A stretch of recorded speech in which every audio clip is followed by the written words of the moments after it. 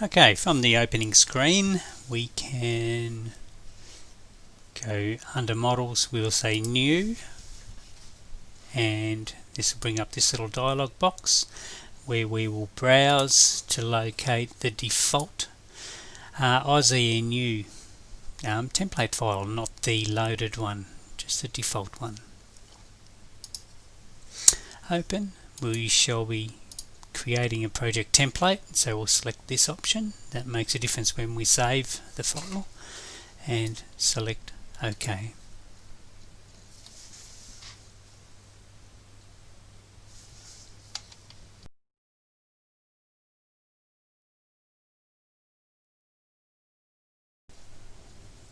Save the file by going to the File pull-down menu, select Save As, and use the template option. Locate your USB storage device or wherever you're saving your files to.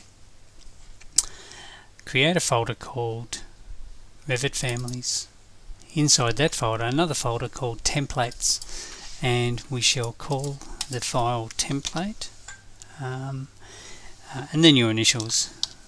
We'll be collecting your templates from you, so we need your initials on there so we can identify whose file is whose. And save.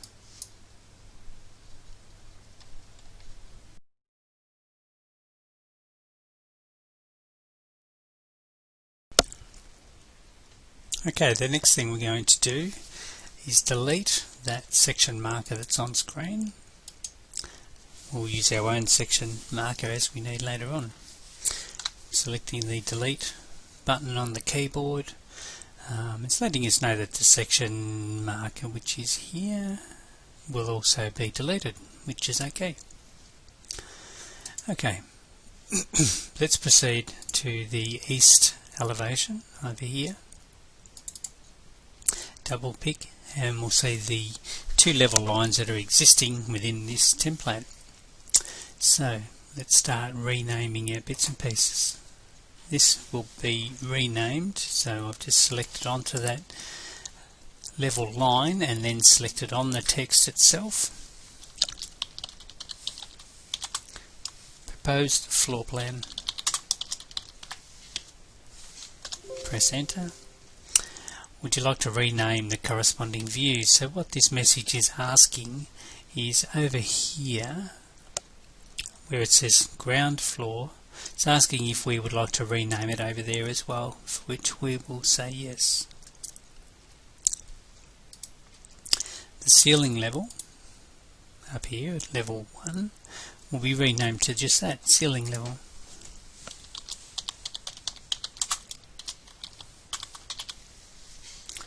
Press enter and yes.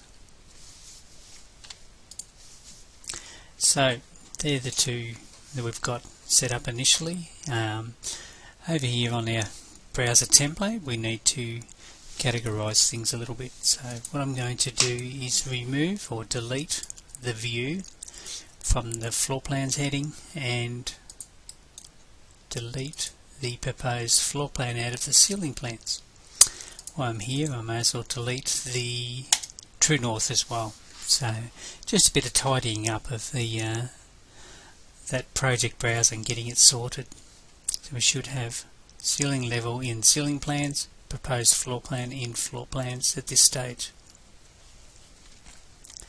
Now let's add some more levels to this. I want to have this template set up to do two-story designs as needed.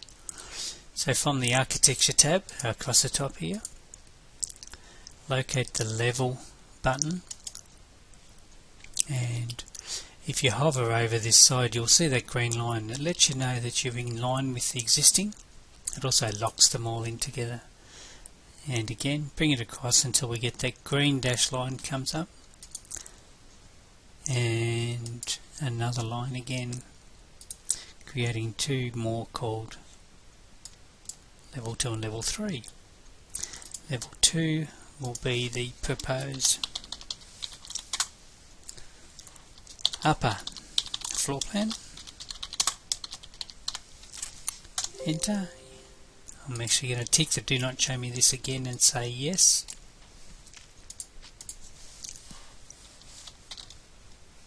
And this one will be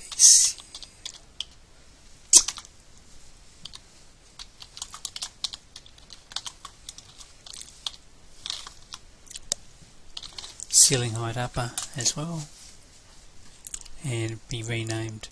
So over here we have the proposed upper floor plan, and coming up under ceiling heights we shall delete that out of there and delete the ceiling height view from the floor plans as well, just keeping the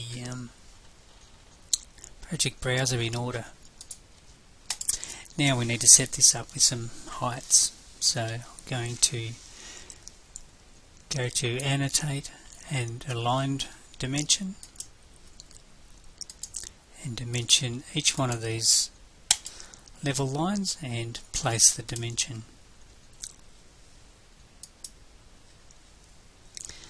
The first one, the ceiling level, we'll set that up to be 2700, enter.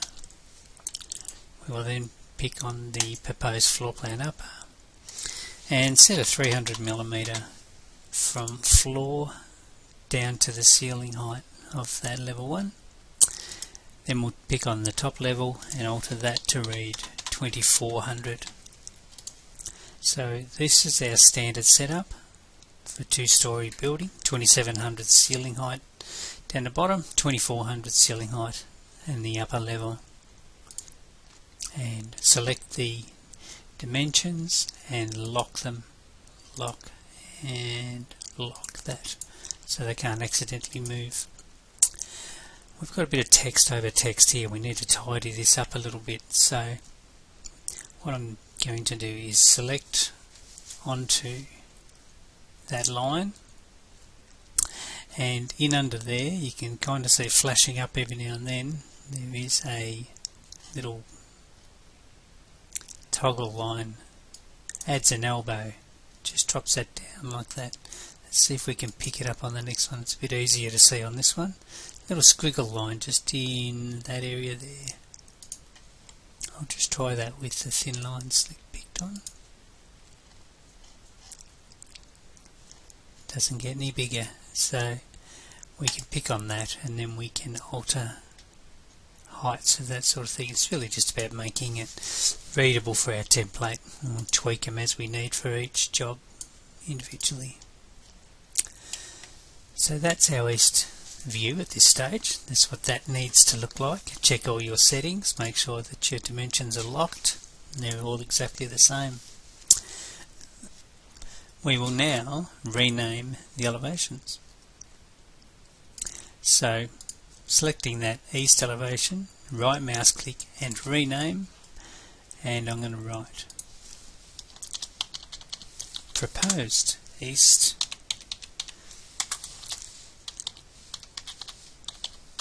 elevation. The north, the same thing, rename to the proposed north elevation. South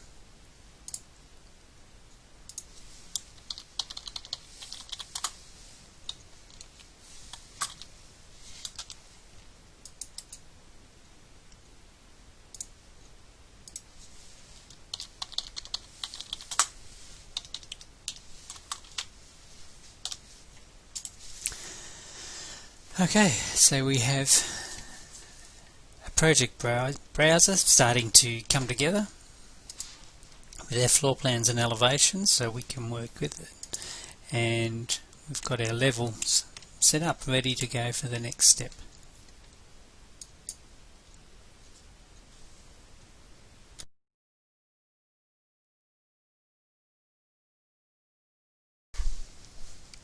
Okay, let's have another look at phasing.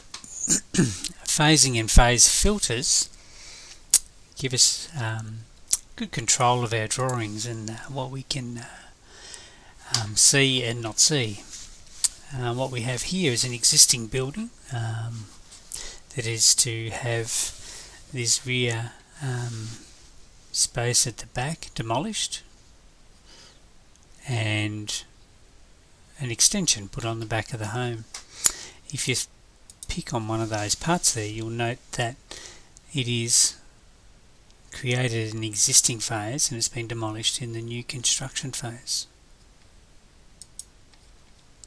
The settings I have on this 3D view currently is to show the complete in the filter, and the phase is existing. So if I change the phase to new construction, we have the proposed extension appear.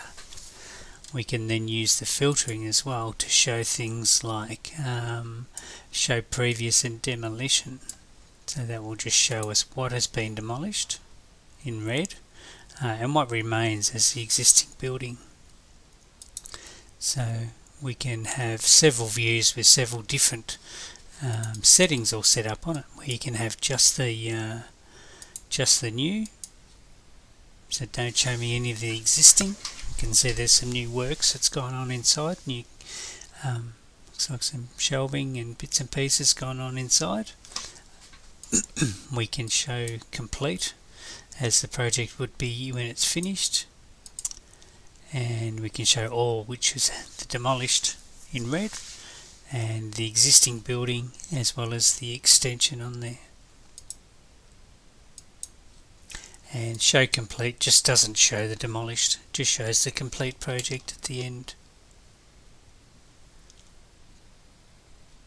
So that's using filters and phasing to control what we see on our building, and it's great to have that as a visual, but when you have several duplicated 3D views, you can have them as all different settings in the phase filter, showing the different stages.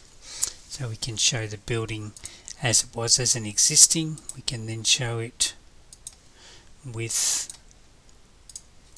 the demolition, what will be demolished, so builders can give quotes on the estimated works required for the demolition, particularly in heritage areas. The council will need to know what is being demolished and what is to remain as part of planning permits.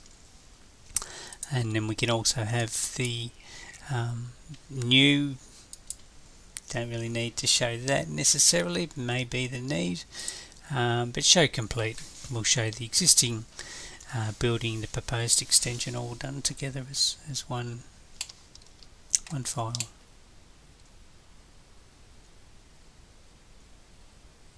Bit of an explanation about phasing.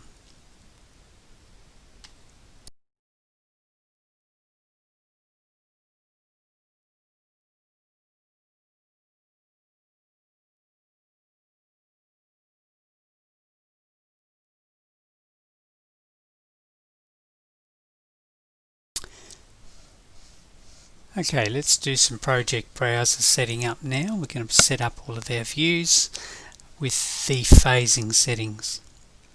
So I've got the proposed floor plan view set.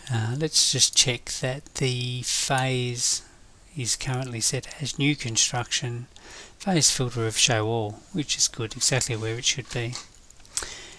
What I need to create is another floor plan view for the existing.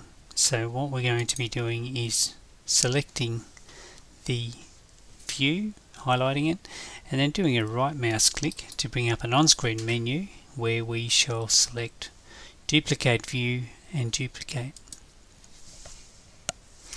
You'll now notice that we have on our project browser proposed floor plan copy 1, and you'll see it on the tabs across the top in our little views here as well.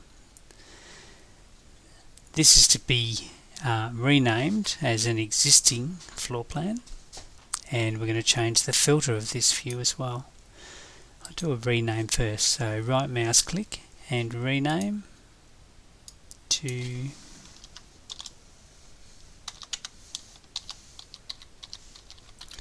existing floor plan. Take off the copy one, press enter, and the existing floor plan being current, we can then alter the phase to be an existing phase. We're doing an awful lot of setting up and setting settings within our template here without seeing much on screen. So by the time we get to this template, we're going to draw some bits and pieces on screen to do a bit of test run on our settings to make sure that they're all set up properly. So proposed floor plan upper, I'll also duplicate that view, rename that view to existing, upper floor plan, take off the copy one at the end, pressing enter and altering the phase to existing. So the proposed floor plan is in new construction, the existing floor plan is in existing phase, existing upper floor plan would be an existing phase, and the proposed upper floor plan is in new construction. So just setting all of these up. The other thing that we need to be mindful of when we're setting up all our floor plans is that these floor plans are all at a scale of 1 to 100, and we'll set a medium for our course scale, for our detail level. Setting medium. Whenever you get a save option like this, always take it and save your project. You never know when a computer can accidentally shut down or something, so never miss an opportunity, take it. Each one of these will need to have the floor plan 1 to 100 with medium as our setting.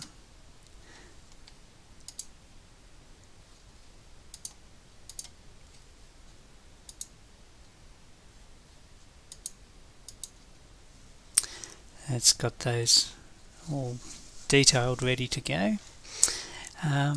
Site's an interesting one. What we're going to do with that site is change the scale to 1 to 200.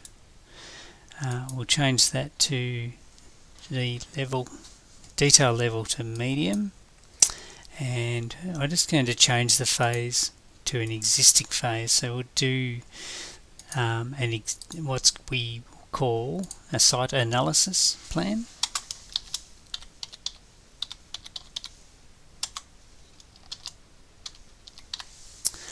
And the site analysis plan will be an existing plan of the existing conditions. We won't have a proposed site plan as yet.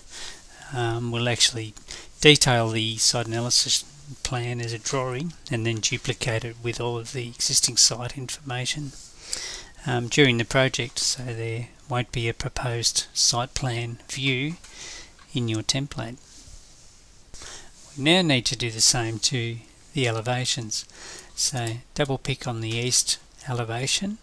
Firstly, we need to do is double check that we have medium set as our detail scale and 1 to 100 as our scale. We can then duplicate that view and change that view to an existing phase, rename it to an existing east elevation, enter. Move on to the proposed north elevation, set the medium for our detail level, duplicate the view, change this new view to an existing phase and rename to the existing.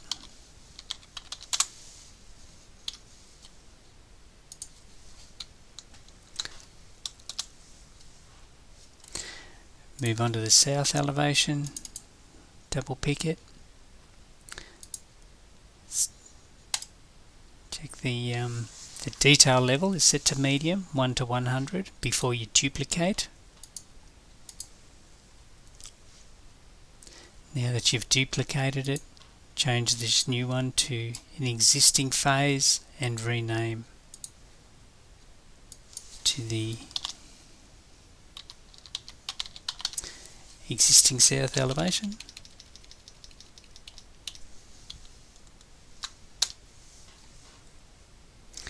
And west, just check that we are 1:100 scale. We're set to medium, and then we can duplicate that view, change this new view to an existing phase, and rename that west elevation to existing west elevation.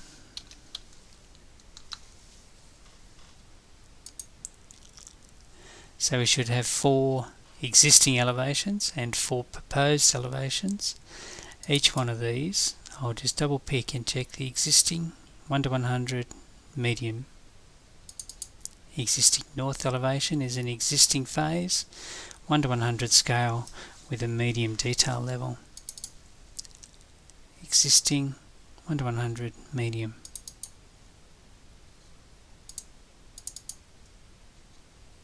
Existing 1:100 and a medium. The proposed east elevation, so we've got new construction 1:100 and medium level. The proposed north 1:100 new construction. The proposed south new, and the proposed west new construction 1:100 medium detail level. So it's a bit mind-numbing sometimes doing all these settings and things like that. Last thing we want to do is to do those settings on every project. That's why we set up a template.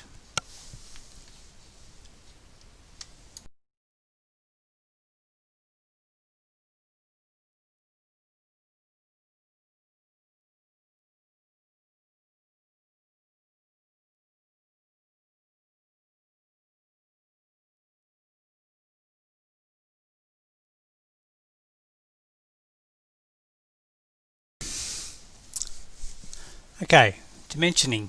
Dimensioning is what Revit does really well. Let's have a look at an existing floor plan that I have set up here as part of a dimensioning exercise that we do. There's 2 types of dimensions that we need to do some settings for. First one is our temporary dimensions. These are the blue ones here that have appeared on our screen. Whenever you select anything in Revit, you'll have some temporary dimensions that will pop up, letting you know where things are in relation to other things that are around them. We can set distances between rooms and items, all that sort of stuff. With the temporary dimensions, we need them to come up to the walls. You can see here that we have a wall showing 10mm of plaster on the inside. Our temporary dimensions need to go all the way through to the stud wall, not to the plaster wall. So that's one of the settings we need to do in our setups. And the other setting will be actually dimensioning itself. So these will be just our normal old placed dimensions. So let's have a look at the settings. First of all, the temporary dimension settings. From the Manage tab, come down to the Additional Settings button and select the Temporary Dimensions button from that menu. This dialog box, there's only one change we need to make, that we need to do faces of core, because we'll set up our walls so that the studs will be the cores, and the faces will actually be outside to the plaster. So if you do want to dimension to plaster, if we're doing joinery and that sort of documentation details, then we can come back in and change this as required. These are the settings. But in our template, we'll set the faces of core, and opening is a default as well. So that's a temporary dimension setting. The next one will be our normal place dimensions. So from the Annotate tab, select the aligned dimension, and you'll see the little dimensioning icon that's come up on our cursor. You'll also note that you may have individual reference as your default or entire walls. And you also have options here to dimension to faces of core and entire walls. They're the two settings we need. The other one that we'll look at is the options. When you're dimensioning, we can put in intersecting walls. So when you're doing an entire wall run down one wall, it'll dimension to all of the intersecting walls and faces of core. So it should pick up the 90mm stud walls, not including the 10mm plaster as well. There's more on this in the dimensioning exercise coming up later in the year. Once those settings are set, we can just hit modify and that will cancel the command. Let's just double check back on this other file that I have open here, how we can use the entire walls. So from the annotate, aligned, checking that we have faces of core and entire walls. Check the options are set to intersecting walls, and we can dimension the intersecting walls along that external wall, and that will dimension all of that in one hit, which is pretty good. Revit does dimensioning really well. You can then tidy up the dimensioning so that it's got the clarity that we need just by moving those 90s.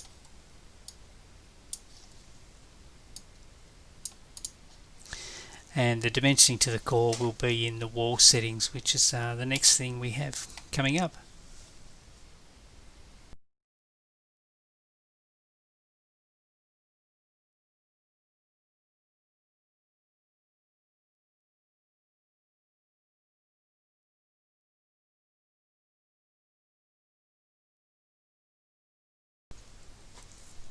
Okay, let's have a look at some walls.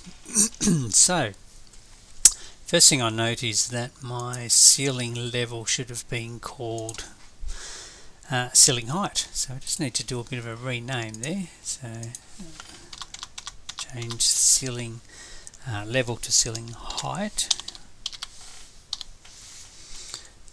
Press enter. So I'll fix that one first before we do anything. Now let's start at the existing floor plan view. So double picking on that existing floor plan view opens that view as being current. You can see the tabs across the top, and we can add a wall. So going up to the architecture tab across the top, these are our tabs across the top here. Architecture, we have wall, and just select that top button for wall, and that'll bring up the walls options within your properties palette. And we'll scroll down here until we've got the brick veneer 250 timber, just as a sample.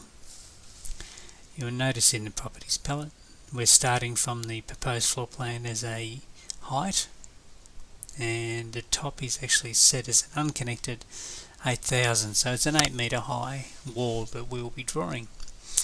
This top constraint, I can actually set that to the ceiling height, so this wall will start at the floor plan and go to ceiling height.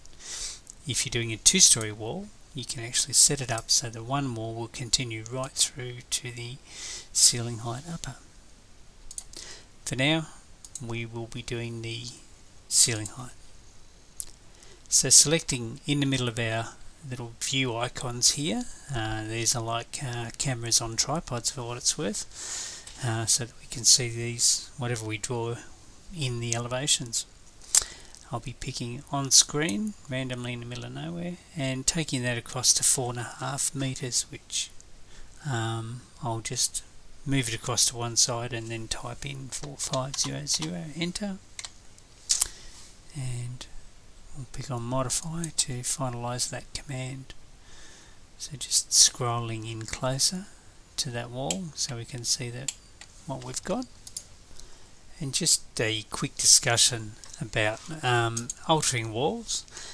If I select on that wall, I can make changes. I can set this to have a base offset of, maybe 300 millimeters, so that wall will start 300 millimeters higher up off the floor plan view.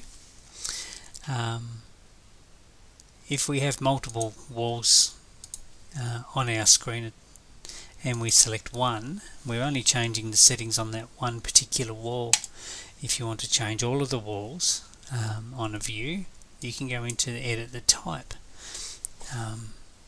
cancel, pick the wall, then go edit type, and here what changes we do will change all of these walls, because this is editing the actual type of the wall. I'll just pop that one back to 0. So just making that distinction between our individual settings per individual wall as in our property palette here, and editing the type of that wall will change all of the walls in that entire project.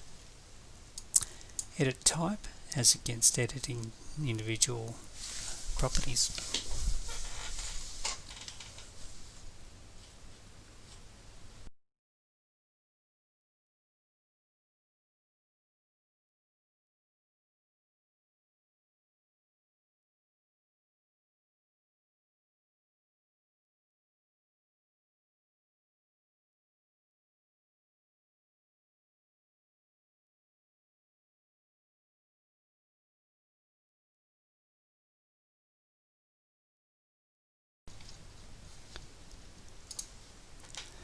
Okay, now we're going to look at the 90mm stud wall.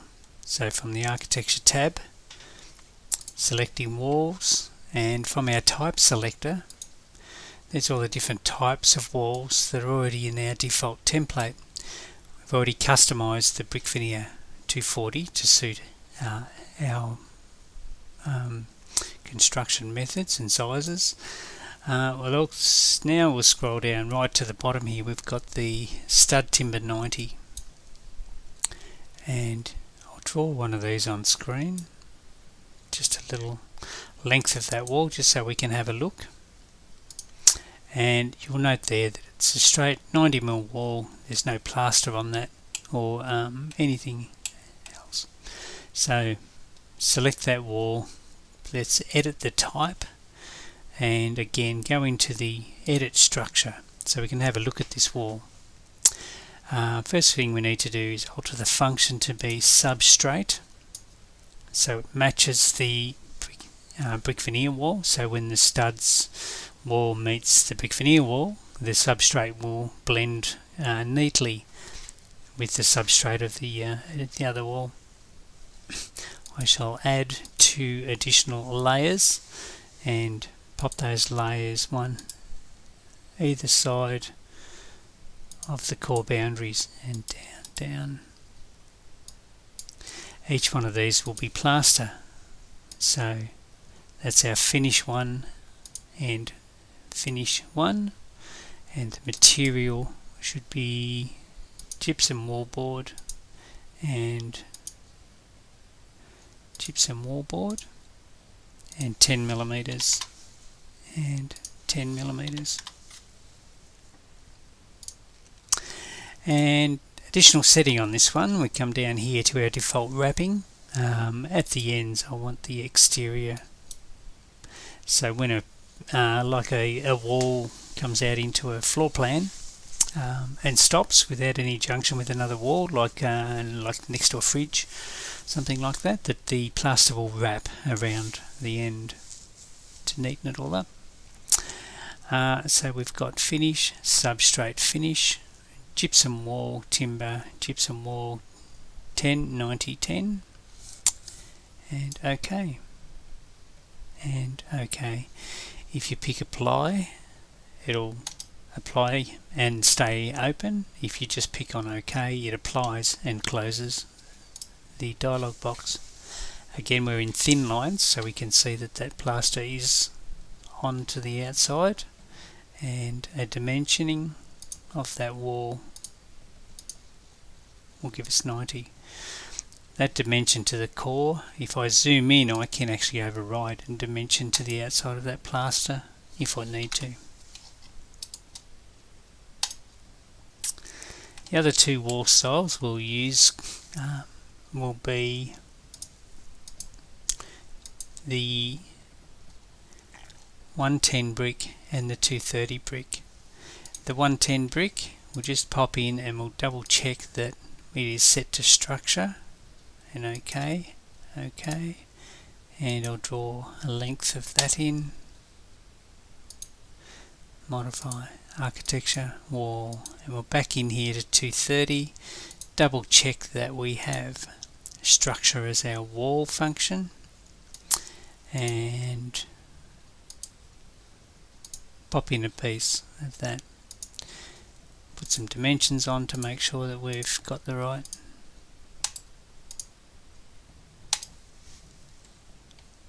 wall styles, and space them out a bit. Okay, how do we test? Test run for this is going to run like this.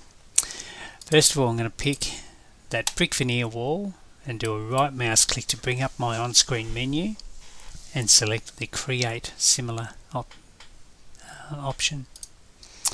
I'm going to draw a piece of wall about 3 meters long, that'll do. Modify to finalize that command. Let's call this the corner of a garage where we're going to have a 230 brick wall along the front where we will be installing like a garage door or something like that. Again, right mouse click, create similar, to draw a wall from the end point straight down, again 3 meters. Modify. The test is looking pretty good for this one. What we're looking at here is that the brickwork has met and blended with the brickwork on the brick veneer wall, creating a nice neat join.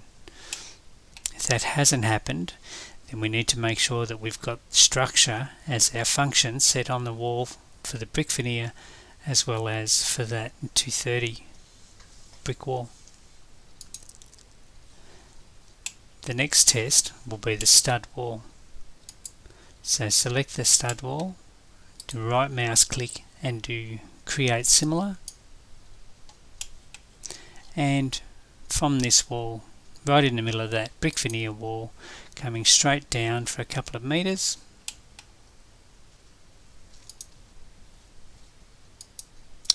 and what we can see here is that the plaster has met with the plaster, it is merged, it is blended in together to show a nice neat join. You can see the stud wall has met the stud wall in a nice neat join. That's how it should look. If yours doesn't look that way, go back in and check your wall settings and make sure that you've got everything set up. Go back through the handout presentation to ensure that you've got that join looking like that. If we go into the thin lines, thick lines, we've then got our wall junctions looking like that. The solid brick as a 110 brick wall. If we put a piece of that in from here, what we should see is that the brick wall has a priority of 1. That means the brickwork will run through the stud. The stud will stop either side and let the brickwork come through. That's purely because the brickwork has the structure number 1 setting. Let's have a quick look. Structure 1. Substrate is 2. The air is actually number 3.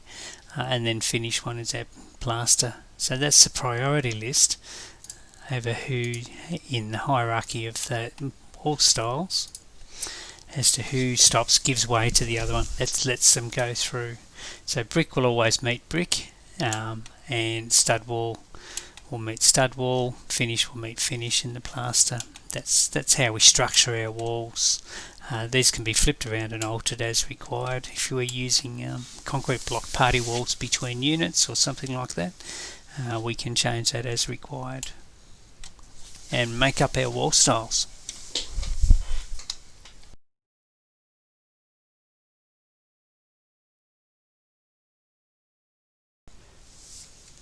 Let's cut a section through the wall so we can start to have a play with the height of the brickwork and the studs in relation to each other.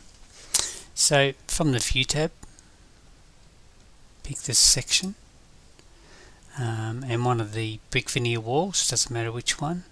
We'll pick below and above that wall to create a section marker which will run through. To open that section view, we can double pick on this the head of the section marker, or you'll see down here in your project browser we now have a subheading of sections, and section 1 view is here. So if I double pick on that, it'll open it up, and you can see now we've got tabs across the top as to what views we've got open. You'll see the wall coming up as a solid grey. That's because we're in a coarse detail scale, and that is set down here, a little view control bar, where we can set this to medium and it will immediately show the cavity, the brickwork, and even the plaster on the inside of the wall. And we'll set that section at 1 to 50. You can see the text is smaller now, and when we're using the thin lines, thick line, it represents a little clearer and easier for us to work with. But I will change it back to thin lines again to continue working.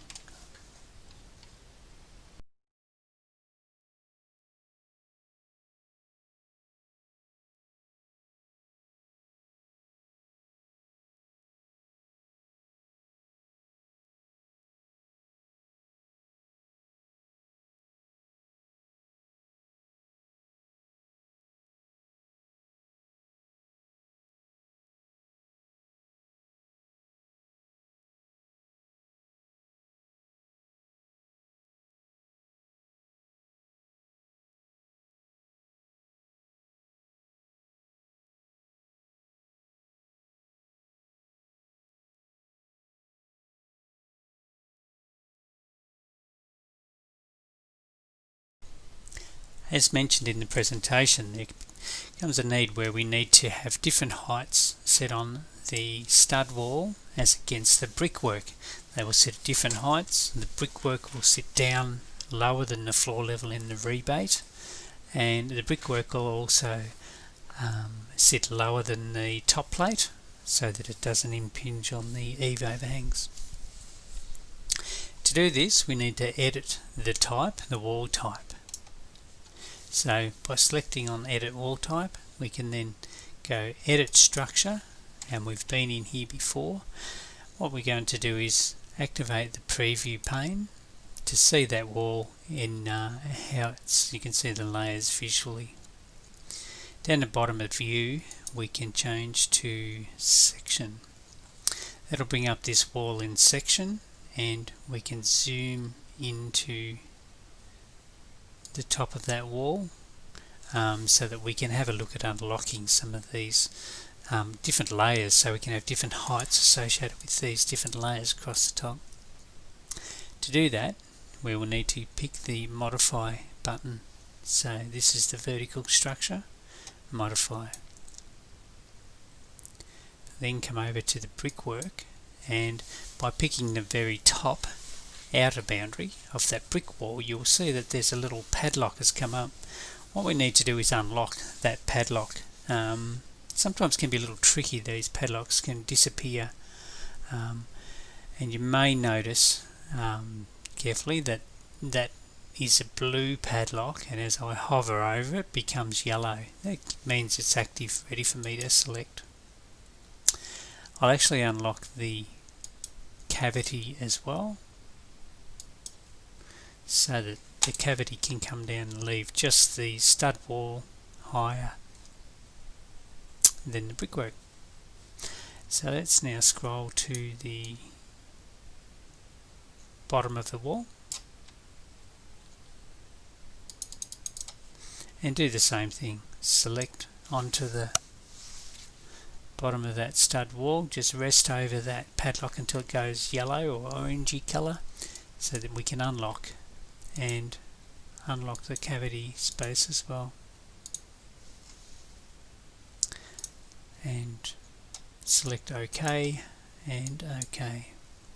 So you can see now just the changes in that wall. We've now got two arrows at the top and the bottom of this wall, and that is allowing us to pick and drag that brick wall to set at different heights around. Let's go into a 3D and have a look and see just what's happening with that. Always save. So that wall that we're playing with is this one here, and you can see there that the brickwork is sitting at a different height to the stud wall in behind it. So we're creating a wall that has different layers, and we can set the heights of those layers so that they vary in difference.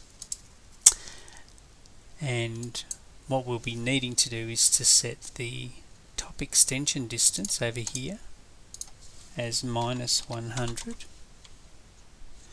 and the base extension of -250.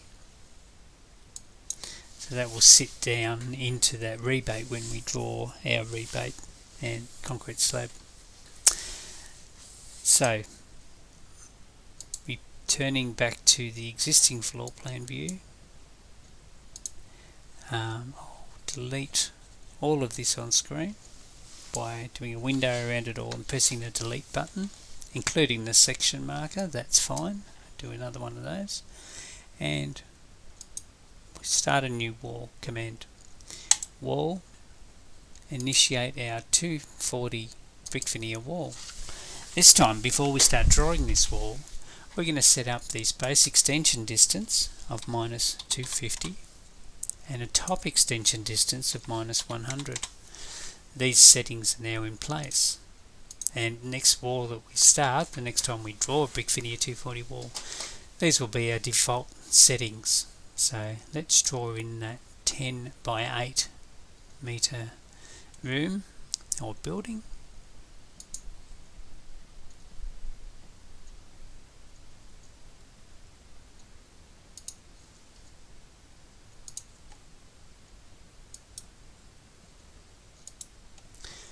We'll go to the View tab, select the section marker, run that section marker through this building,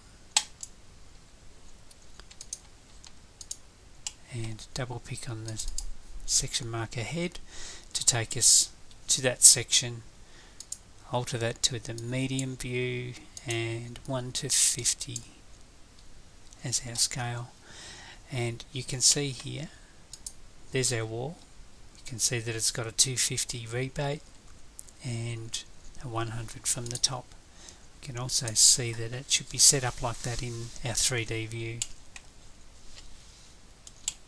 You can actually see the brickwork sitting out down the bottom there on that wall. That's where the floor is going to be sitting.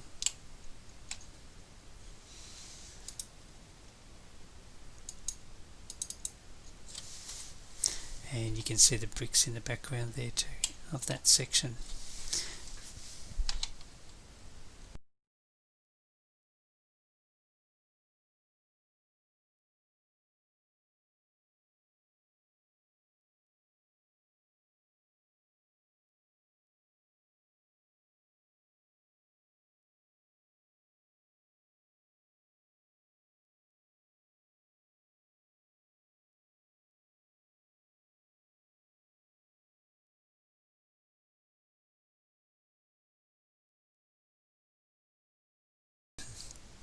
Okay, the next thing we need to do is add the concrete slab and the edge beam. Concrete slab and the edge beam are put in as two separate items. In fact, the concrete slab will host the edge beam as a profile that sweeps around the edge of it. First things first, let's create a concrete slab. So from the Architecture tab, locate the Floor button, and and that will ask you to go to a floor plan. So I'll just go to the existing floor plan view. Should have gone there first. Get that with a few commands in Revit. It wants to be a particular view that it can't create a floor when you're in a section view. You have to do it in a floor plan view. We have a floor generic 150. There's a few different generic brands or styles that have been made up in here. But if we go to from the generic 150 edit type, this time we'll duplicate and create one just called a 100mm concrete slab.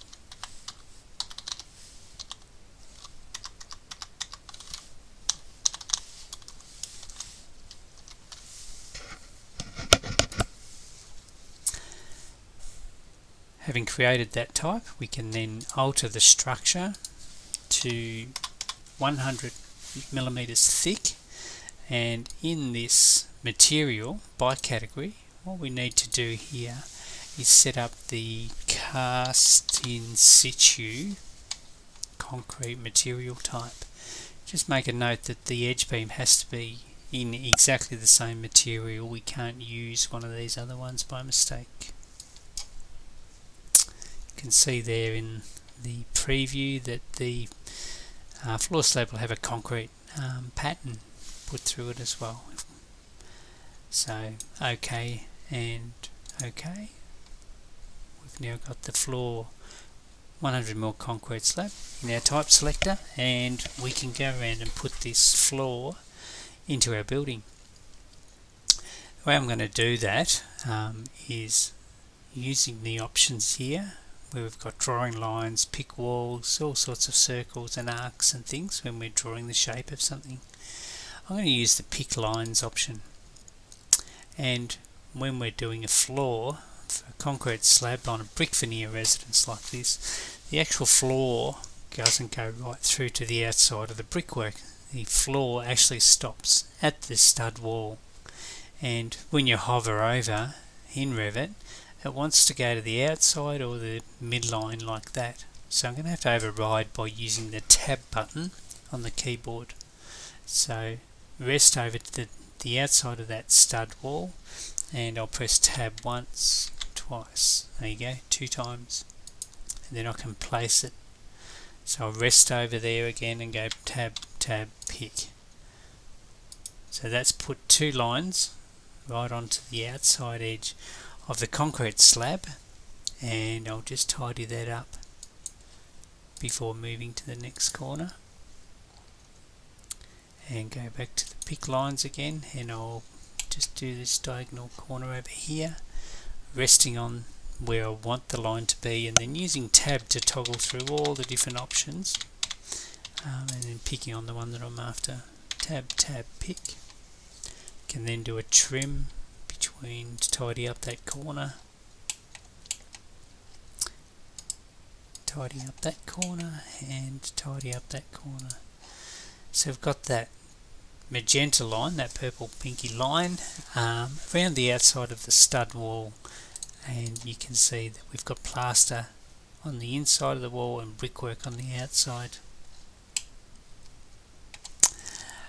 That should be enough. We shall select the tick to put that in place. In floor plan view you actually can't see anything on that floor because there's no surface pattern, but there is a cut pattern on that. Let's go to this section and have a look. So there is that floor. You can see some of that brickwork cut pattern on there, concrete pattern on there. Go to the thick lines to see how it looks when it's printed, and you can see that floor slab 100mm, it's sitting directly underneath where that wall is, so the stud wall, part of that wall, sitting on that slab, and the bricks are still floating, just waiting for that edge beam to be placed onto the site.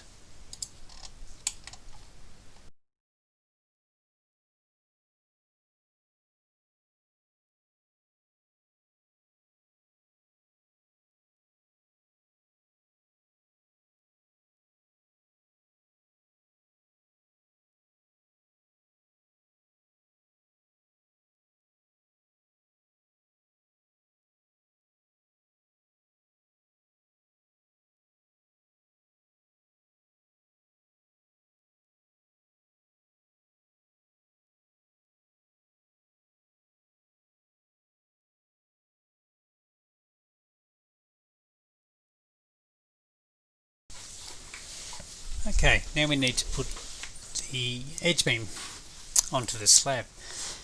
To sweep this edge beam around this slab, we need a profile. So profiles are pretty good. Let's go from the file, menu, new, family. Always save. What we're looking for here, we're in the English one, making sure we're in the right place, is scroll down until we get to the profile hosted template. So it's just a blank template that we can use, and looks like that. You can see the crosshairs there, where that's when we're placing this edge beam. It'll be right on the sharp edge of the concrete slab. So first of all, let's save it off. We're going to need this edge beam another time for other projects, so we're going to need to keep it somewhere where we know where it is. So on our Revit families, in our preferred location, just going to create another little folder in here just called profiles. We're going to have to do a fascia and gutter profiles pretty soon as well. So edge beam, save. Okay, so the profile that I'm going to be drawing, as per the one provided in the presentation, first thing I need to do is come down 100 millimeters. I'll just zoom in a bit close on it. I'll come down 100, as that line is actually going to be deleted, but it's going to set that height for me. Across 200. I'll then draw a line straight down 150, straight out this way 150,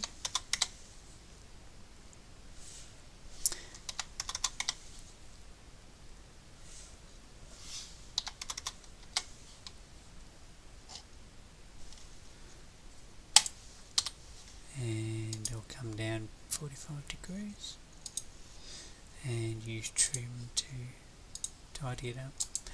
The text that's on here, the insertion point, host, and all those bits there, won't make any difference whether they're left in there or deleted. They don't come through when we do our thing anyway.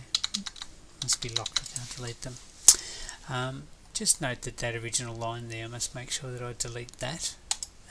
Won't be able to make a profile. I won't be able to make a solid object by sweeping a profile, and that goes for if we've got an opening. If it's not quite closed like that, we'll get an error message when we try to apply it, or two lines on top of each other, that sort of thing. You'll get error messages.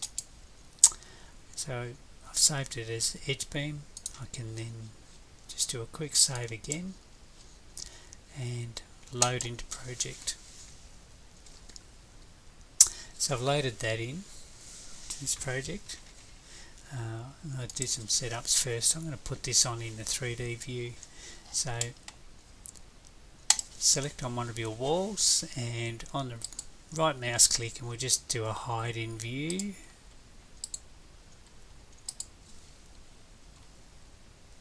And hide category. Just hide those walls, so we've just got that floor slab left here in front of us.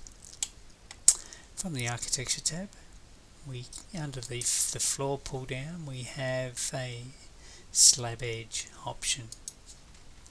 When you select that slab edge option, we haven't set up our profile onto that slab edge yet. So what we need to do in this type selector, so selecting the floor slab edge, and we can then go to edit type, and you can see here when this dialog box comes up, the material, we need to set up the concrete cast in situ, and that's exactly the same as the floor slab was, so it'll blend neatly.